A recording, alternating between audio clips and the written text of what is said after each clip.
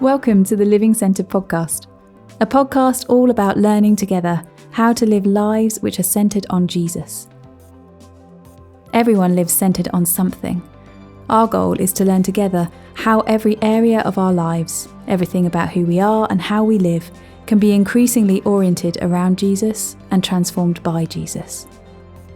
He invites us to a rich and satisfying life, where the good news that he truly is enough changes everything about how we relate to God, ourselves, and the world. In each episode, a different person shares about what it's looking like for them to seek to centre their life on Jesus right now. As we hear their stories, we get to learn together and to encourage one another in what it means for Jesus to be at the centre of our lives. This is a journey we are all invited to, and a conversation we all get to be a part of. Thanks for joining us.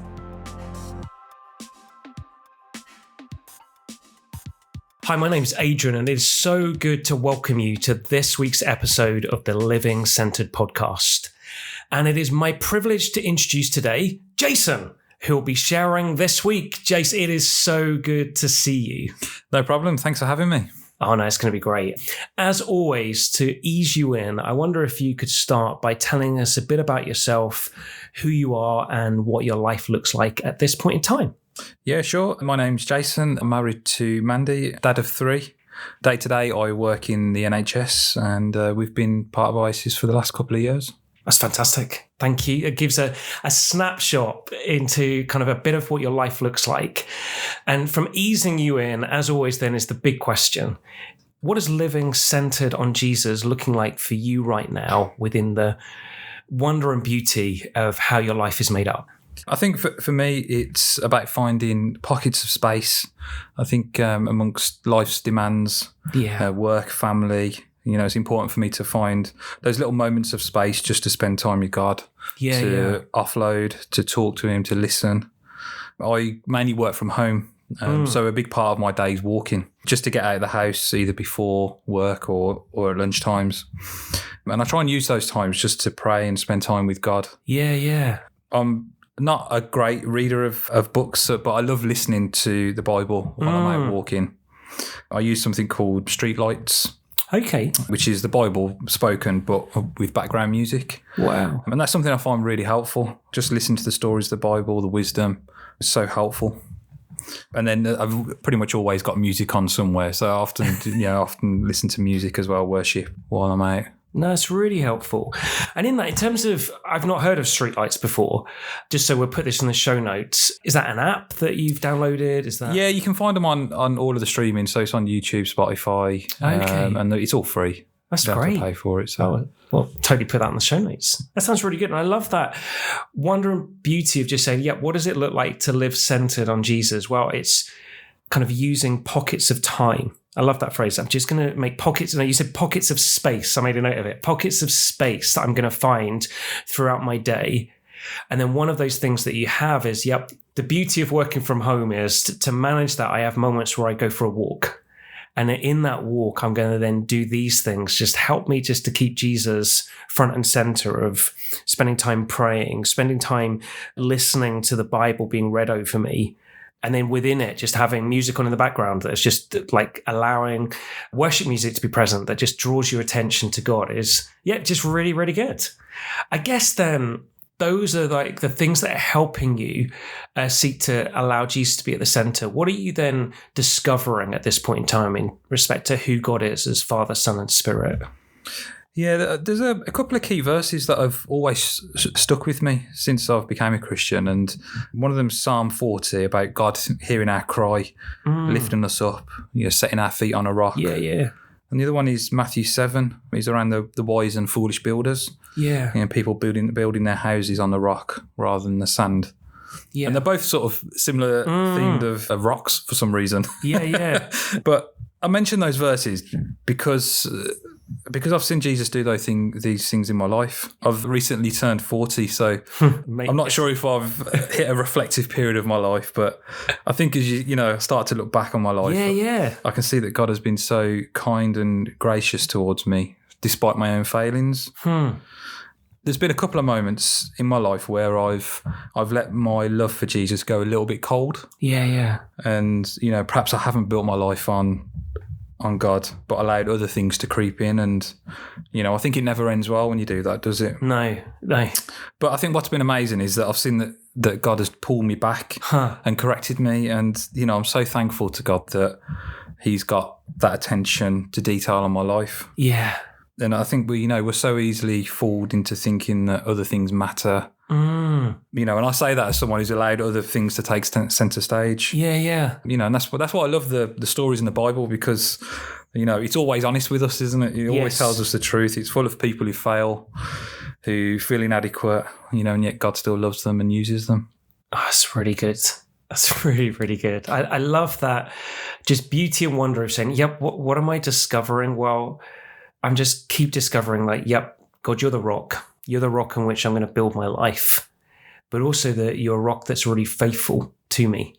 That even when I've known moments, and you're saying it's just a reflection time. And I think those key moments of ages, I remember turning 40, I remember very recently turning 50, and you reflect back of just saying, okay, God, what have I known? And those moments of where, as you said, you feel like you've grown cold, and then God patiently waits. And then comes and meets us and draws us back, not rebuking us or crushing us, but rather patiently loving us and drawing us back, saying, don't you understand? Like life works when you're bedded on me. It's just, really good. Maybe for someone listening to this, you just need to hear that for you, for this moment of God is one who's wanting to draw you back and say, there's a reason why he's the rock. Everything else kind of in the end doesn't deliver, but he really will. I guess then if that's what you're discovering, how are you changing? If we to have met you 3, 6, 12 months ago, how would Jason today look different to Jason then? Yeah, sure. There's a couple of things that I think, firstly, definitely in relation to prayer, making sure that I take time out each day to spend time talking and listening to God. And I think doing it daily is so beneficial. And the good thing that I've learned is that it's so simple. You don't have to be an elite Christian or good at prayer, air quotes. You just do it, you just talk and he listens. I'm learning to trust God more and more with situations that I just can't, I can't resolve, and not trying to resolve everything myself. Handing it over to him, allowing him to resolve situations, and we don't have to live with struggle or worry. Yeah. I did it yesterday, actually. I was slightly stressing over something and, worrying. And I thought, this is bonkers. Why am I worrying about this? I've got the God of the universe on my side with infinite resource. And I just handed it over to him and just said, I can't deal with it. Wow. Can you come and step in? And, I say all that because I said earlier that I hold on to the moments where perhaps I let my love for God go a little bit cold. And, I never want to be in a place again where I'm faking it or just going through the motions.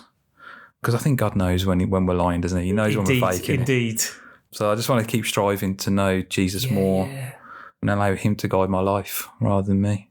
Oh, that's beautiful. Really beautiful. I love that just wonder and beauty of saying, what am I discovering? Just the beauty of just taking time out to pray. It's not some kind of elite act. It's just the simplicity of just talking, of just sharing heart, of how I'm changing. I'm learning more and more how to trust God. And then I love it. You saying, and what does that look like? Well, yesterday it looked like this. I don't need to keep being anxious about this because the God of the universe is with me. That's it. That's the following of Jesus, is learning to say, Jesus, you want to be involved in my everyday life. For me, as always, as I get to this point, one, thank you so much for sharing, Jason. But I get to these points and just think, my heart's full because I love hearing people's stories, of hearing just this is what it looks like for me. And I can see, just as I often say, I get to see people's faces, whereas people hearing don't get to see that. And what I see is someone who is just living more and more contented. There's a sense of, there's a peace. I know where I'm at. I know there's more to discover. But I'm resting with what I've got. It's just really good. I think in respect to just the wonder of what you've shared, the thing that I'm going to be reflecting on is just using those pockets of time. I think I'm going to try something, actually. I think I often use those pockets of time when I'm walking either to places or taking the dogs for a walk. I can often use them to pray, sometimes listen to podcasts or worship, but I've not listened to the Bible being read over me. And I just feel I think I'm going to do that this coming week. Like, have moments where I just allow scripture to be read over me as I'm walking and allow it just to sink in, which I think is just going to do me good. So yeah, I'm going to be looking forward to that. How about you, my listening friends? What are you going to be seeking to do this coming week out of the beauty of everything that Jason has shared with us? And then lastly, I just want to pray for each and every one of us. I pray we would know more of the wonder of living centered on Jesus this coming week. Amen. Thanks for joining us on this week's episode of the Living Centered podcast. New episodes are released every Monday, and if you enjoyed this episode, please do like and subscribe on your chosen podcast provider to receive them direct each week. Living Centered is produced by the team at Oasis Church in Birmingham, UK, and you can find out more and get in touch with the team via theoasischurch.com.